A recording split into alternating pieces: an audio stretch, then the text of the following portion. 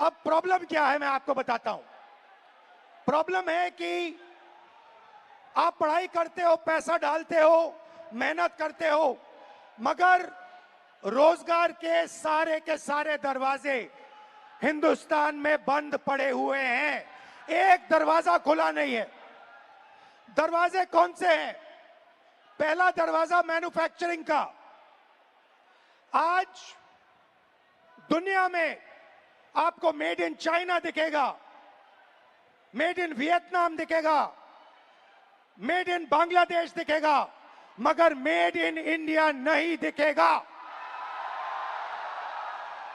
इसका कारण है नोटबंदी और गलत जीएसटी ने हमारे मैन्युफैक्चरिंग सिस्टम को खत्म कर दिया है।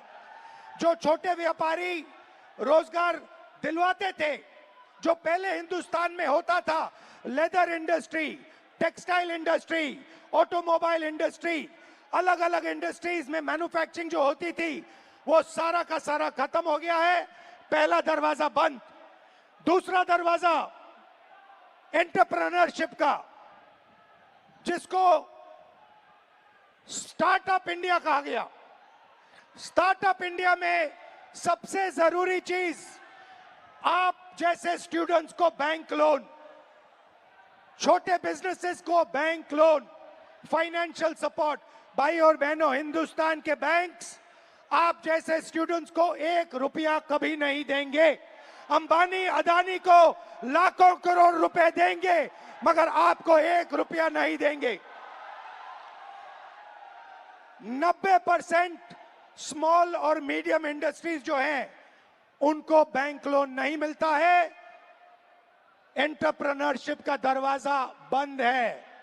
तीसरा दरवाजा, जिसको हम कहते हैं सरकारी नौकरी का, जिसमें आप पेपर लीक का सामना करते हो, उस दरवाजे में भाइयों और बहनों 150 में से एक युवा निकलता है। अगर 150 युवा एग्जाम लेते हैं, सरकारी नौकरी ढूंढते हैं, एक युवा उसमें से निकलता है।